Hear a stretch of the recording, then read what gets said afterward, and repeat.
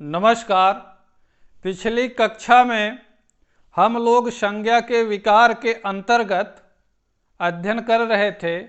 वहाँ आपको बताया गया कि संज्ञा में विकार तीन कारणों से होता है, कभी लिंग से, कभी वचन से और कभी कारक से। वहाँ जो सर्वप्रथम खंड हम लोग खंड का अध्ययन कर रहे थे वो लिंग है। तो लिंग के अंतर्गत पिछली कक्षा में चर्चा हो चुकी है कि लिंग किस भाषा का शब्द है, इसका व्याकरण में प्रयोग क्या है, किस तरीके से प्रयोग होता है। हम लोग नियम तक आ गए थे, 3 नियम भी हम लोग पढ़ चुके हैं। आज चौथे नियम से हम लोग शुरू कर रहे हैं ये कक्षा। आप लोग ध्यान से अपनी नोटबुक पर लिखते जाइए, ठीक है। आइए, पहला जो आज का नियम है, चौथा नियम, इसमें कह रहे हैं कि तद्भव अकारांत हो तो उसका तत्सम आकारांत हो, तो दोनों मिलके क्या होंगे? स्त्रीलिंग। ठीक, फिर से समझ लीजिए इसको। अगर तत्सम शब्द जो है उसका अंत ह्रस्व आ यानी अकार से अंत हो रहा है, अकारांत है, और उसका उसी तद्भव का तत्सम कैसा हो? आकारांत हो, तो यहाँ ये पक्का हो जाता है कि ये दोनों स्त्रीलिंग के शब्द हैं। जैसे कहा गया, इधर देखिए तद्भव लिखा हुआ है और इधर तत्सम है। ठीक, ये अकारांत है, ये आकारांत। देखिए साँझ में, साँझ जो है तद्भव है, झा में छोटा आ है तो अकारांत, इसलिए हमने नीचे लिख दिया है तद्भव अकारांत, तत्सम आकारांत। लेकिन दोनों होंगे क्या? स्त्रीलिंग ही होंगे। तो साँझ का संध्या, इसमें देखिए या में बड़ा आकारांत हो गया। ठीक, उसी हिसाब से सिल का शिला और सेज का सैया। ठीक, तो यहाँ अकारांत, यहाँ आकारांत, तो दोनों मिलके क्या होंगे? स्त्रीलिंग दोनों तरफ होगा। ये हुआ आज का नियम। ठीक है, अगला जो है कह रहे हैं कि तद्भव अकारांत या आकारांत। तद्भव शब्द जो है अकारांत हो या आकारांत, उनके तत्सम यदि अकारांत हो तो भी क्या होगा? स्त्रीलिंग ही होगा। कैसे? देखिए यहाँ ध्यान से, कान क्या है? तद्भव शब्द है। ठीक, और ना में अकारांत है, इसका जो है तत्सम क्या बना? कर्ण। कर्ण भी क्या है? अकारांत। अब यहाँ आप ध्यान दीजिए थोड़ा सा, कह रहे हैं तद्भव जो है चाहे वो अकारांत हो चाहे आकारांत, इससे हमसे मतलब नहीं है, चाहे वो अकारांत हो चाहे आकारांत, लेकिन मतलब किससे है कि उसका तत्सम जो है कैसा होना चाहिए? केवल अकारांत हो, यानी उसमें ह्रस्व आ हो, तो क्या होंगे? वो जो है पुल्लिंग होंगे दोनों, चाहे वो तद्भव हो चाहे तत्सम हो। कान हमारा क्या है? पुल्लिंग है, ना में आ है देखिए अकारांत, और कर्ण क्या है? तत्सम, ये भी पुल्लिंग है, यहाँ भी अकारांत। अब आकारांत वाला देखिए, एक तो हम लोग अकारांत देखे, अब आकारांत वाला देखिए दूसरा उदाहरण। ठीक, करेला। करेला तद्भव होते हुए आकारांत है, तद्भव है और आकारांत है, पुल्लिंग है। इसका जब हम तत्सम बनाएंगे कारवेल, तो देखिए ला में अकारांत, ए वाली बात यही चरितार्थ हो रही होगा, यही अंत में। ठीक, पुल्लिंग दोनों है। कंधा आकारांत है, तद्भव है, पुल्लिंग है, इसका स्कंध होगा तत्सम, तो धा में देखिए ह्रस्व यानी अकारांत है। तो ये कह रहा है कि उनके तत्सम यदि अकारांत हो तो दोनों क्या होंगे? पुल्लिंग होंगे। ठीक, ये आपको ध्यान रखना है। अगला जो नियम है, कह रहे हैं कि आकारांत भाववाचक संज्ञाएं स्त्रीलिंग में होती हैं। भाववाचक संज्ञा, हम संज्ञा आपको बता चुके हैं पीछे। ठीक है, तो आकारांत भाववाचक संज्ञाएं स्त्रीलिंग की होती हैं जिसमें भाव निकल के आए और आ से उनका अंत हो, दीर्घ आ से। ठीक, जैसे दया। दया क्या होती है? दया होती है, स्त्रीलिंग की बात चल रही है। क्षमा, करुणा, कृपा, माया, छाया, आभा, लज्जा इत्यादि, ये सब भाववाचक संज्ञाएं हैं। ठीक है, और कैसी हैं? आकारांत है। इनका अंत किससे हुआ है? आकार के अंत से। ठीक है, बड़ा आज इसमें लगा हुआ है। और आपके लिए इंपॉर्टेंट है 7वां नियम, द्वंद्व समास के शब्द पुल्लिंग होते हैं। ठीक, द्वंद्व समास उसमें योजक चिन्ह लगा होता है, जैसे सीताराम, राधा कृष्ण, शिव पार्वती, दाल भात, लोटा डोरी, माँ बाप, राजा रानी इत्यादि। ये जो शब्द हैं ये द्वंद्व समास के उदाहरण होते हुए कैसे हैं? पुल्लिंग हैं। ठीक, तो सामान्यतः द्वंद्व समास में पुल्लिंग ही होगा। ठीक, ये 7 नियम हुए। 8वां इधर लगा हुआ है, निर्मित या निर्माण। देखिए ध्यान से इसको, निर्मित बहुवचन संज्ञाओं के अंत्य में अ या ए हो तो पुल्लिंग होंगे। निर्मित का अर्थ क्या है? यानी एक वचन से बहुवचन जिसको बनाया गया हो, निर्मित का अर्थ यहाँ यही है। ठीक है, यानी वो बहुवचन न रहा हो, उसको निर्मित किया गया, बहुवचन बनाया गया। ऐसी संज्ञाओं के अंत में, ऐसे नामों के अंत में, ऐसे शब्दों के अंत में अगर बड़ा आ या ए हो तो कैसे होंगे? निश्चित रूप से वो पुल्लिंग होंगे। जैसे जूता, जूता एक वचन है। ठीक है, जैसे ही हम इसको बहुवचन में बनाए जूते, ये हमको देखिए मिला यहाँ से जूते, वैसे छाता एक वचन है, लेकिन जैसे हम इस पे एक की मात्रा लगाए ये बहुवचन में हो गया, और दोनों हमारे कैसे शब्द हैं? पुल्लिंग। जूता कहने से भी पुल्लिंग होगा, और जूते भी अगर कह दिया जाए तब भी क्या होगा? पुल्लिंग ही होना है वहाँ। ठीक, 9वां नियम देखिए, क्रिया के अर्थ में क्रियार्थक संज्ञाओं के अंत में ना हो तो पुल्लिंग होंगे। जो हमारी क्रिया होती है, जो क्रिया का अर्थ देते हैं, ऐसे शब्द, ऐसी संज्ञा जिनके अंत में ना लगा हो, वो ज्यादातर क्या होते हैं? पुल्लिंग ही होते हैं। जैसे पढ़ना, लिखना, उठना, गिरना, ठीक है, बैठना, नहाना, धोना, खाना, ये सब कैसे है? ये जो है सब हमारे पुल्लिंग है, क्योंकि इनके अंत में देखिए ना लगा हुआ है, और ये सब क्रिया है, क्रिया का अर्थ देती हैं। ठीक है, 10वां देखिए नियम, कह रहे हैं कि पुल्लिंग से स्त्रीलिंग बनाने के नियम। पुल्लिंग हो शब्द, उसको हम लोग स्त्रीलिंग कैसे बनाएंगे?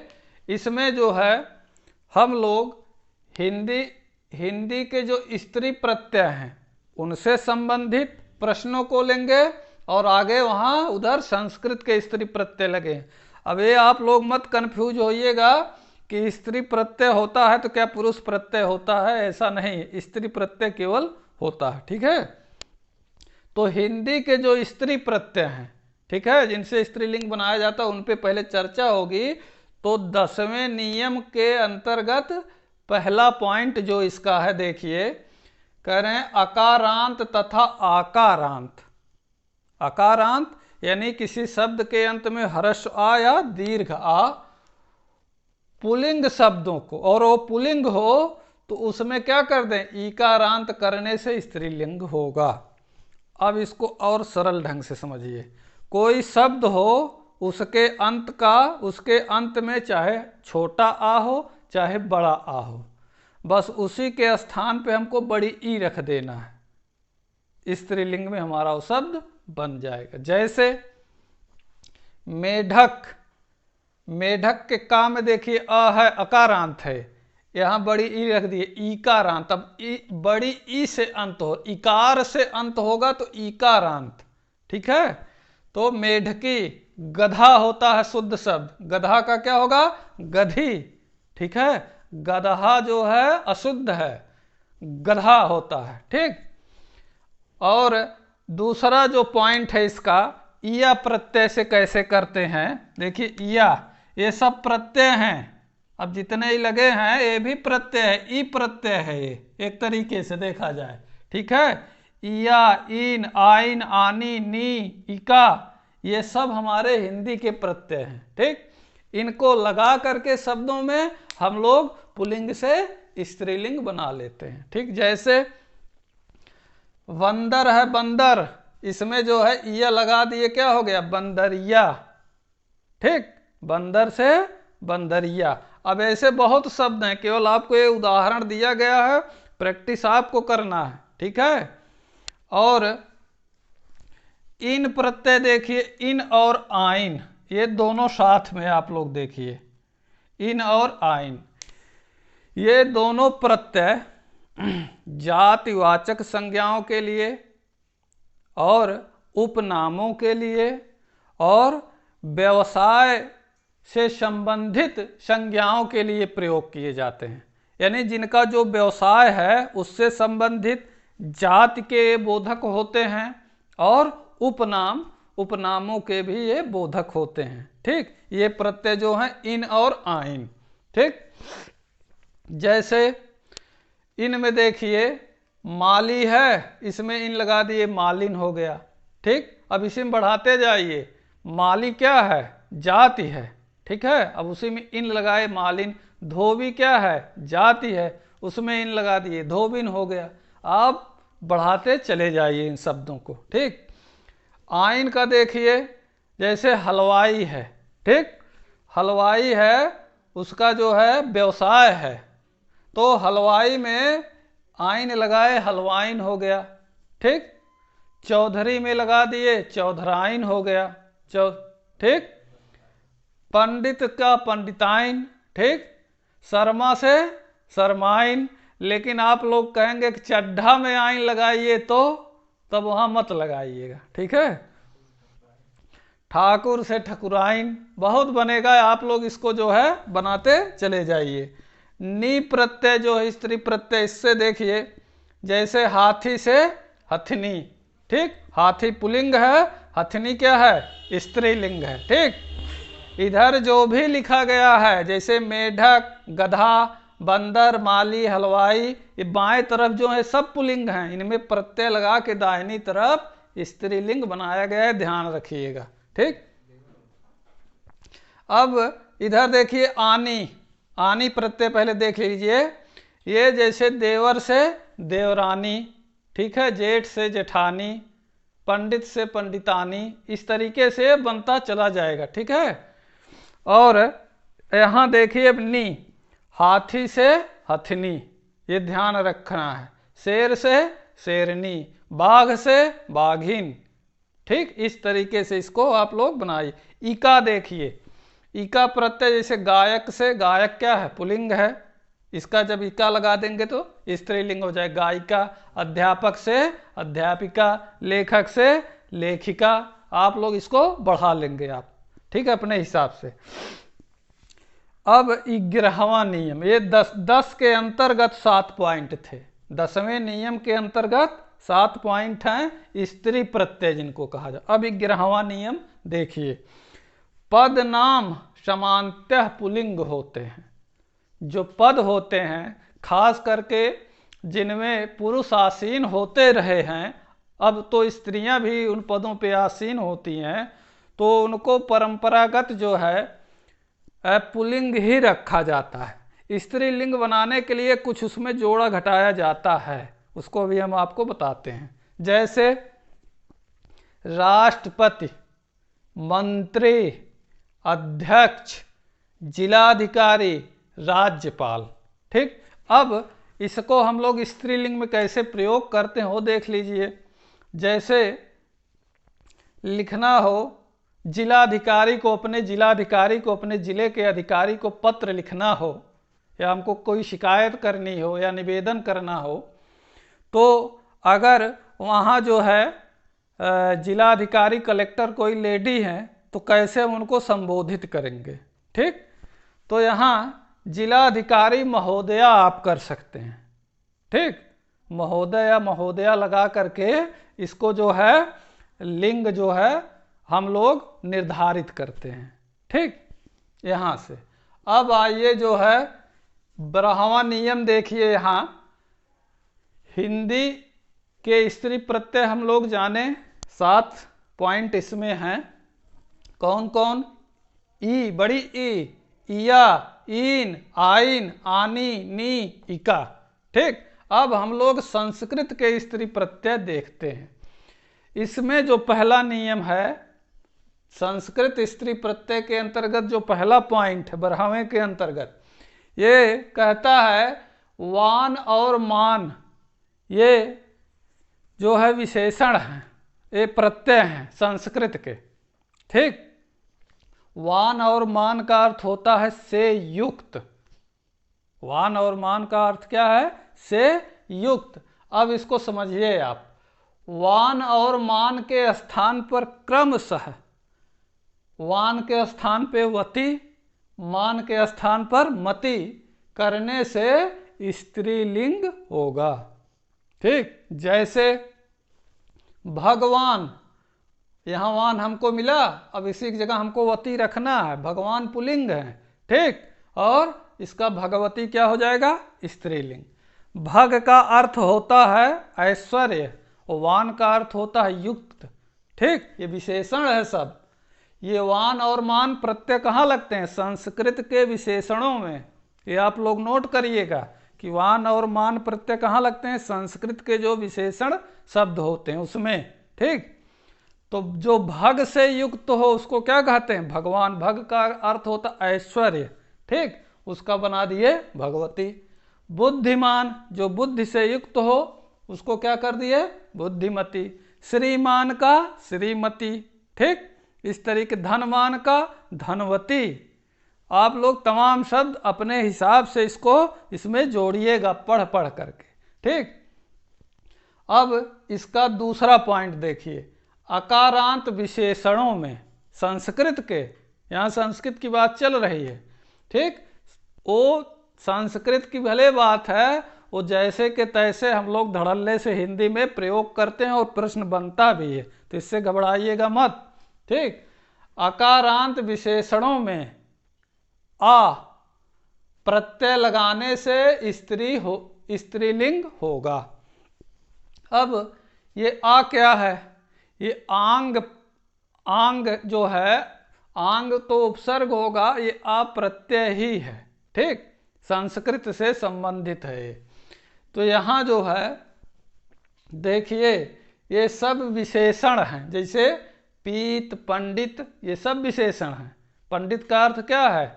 जिसको बहुत अच्छे से जानकारी हो। ठीक है, वो पंडित है। और पीत, यहाँ देखिए पीत में जैसे ही हमने आप प्रत्यय रखा है बन गया पीता, स्त्रीलिंग। पीत पुल्लिंग है और पीता क्या बना? स्त्रीलिंग। पंडित पुल्लिंग है, इसमें जैसे हमने आ लगाया तो ये क्या हो गया? पंडिता। वैसे देखा जाए अगर इसको संस्कृत के दृष्टिकोण से, तो तल प्लस टाप प्रत्यय से बना हुआ है। उतना अंदर हमको नहीं जाना है अभी। आप जो यहाँ लिखा गया बस आपका काम इतने से ही रुकने वाला नहीं है। ठीक, तो पीत से पीता, पंडित से पंडिता। तीसरा पॉइंट जो इसमें है, कह रहे हैं कि पुल्लिंग आकारांत को, पुल्लिंग शब्द हो और उसका अंत कैसे हो? आकार से हो, बड़े आ से हो, को ईकारांत करने पर स्त्रीलिंग होगा। यानी आकारांत की जगह पुल्लिंग शब्द हो, आकारांत हो, और आकारांत की जगह अगर हम ईकारांत कर दें, बड़ी ई कर दें, तो स्त्रीलिंग में वो परिवर्तित हो जाएगा शब्द। ठीक, जैसे ये यहाँ से प्रश्न बने हैं सब। नेता से नेत्री। ठीक है, नेता का पूछ चुका है कि नेता का स्त्रीलिंग क्या होगा? नेत्री। दाता का दात्री, कर्ता का कर्त्री। ठीक, और यहाँ देखिए ये तो 12वें नियम में 3 पॉइंट मिले, 12वें नियम के अंतर्गत 3 पॉइंट। अब देखिए 13वां नियम। ठीक, जो आपके लिए बहुत मोस्ट इम्पॉर्टेंट है। यहाँ बड़े उलझाऊ प्रश्न बन सकते हैं। ठीक, जैसे हिंदी के उभयलिंगी शब्द। उभयलिंगी मतलब उभय का अर्थ होता है कॉमन। ठीक, तो जो हमारे हिंदी में कुछ अनेकार्थी, ये अनेकार्थी शब्द रखे गए हैं सब, ठीक। अनेकार्थी जो है यानी एक शब्द के अनेक अर्थ हों, ठीक। तो कहा गया कि हिंदी में कुछ अनेकार्थी शब्द ऐसे प्रचलित हैं जो पुल्लिंग भी होते हैं और स्त्रीलिंग भी होते हैं। ये ध्यान दीजिएगा, कुछ हिंदी में अनेकार्थी शब्द ऐसे प्रचलित हैं जिनका लिंग दोनों तरीके से चलता है प्रयोग के आधार पे, ठीक। कभी वो पुल्लिंग होंगे और वही कभी स्त्रीलिंग होंगे, जैसे इसीलिए इनको उभयलिंगी नाम दिया गया। जैसे यति। अब यति अनेकार्थी शब्द है। यति का अर्थ होता है सन्यासी और यति का अर्थ होता है विराम या ठहराव, ठीक।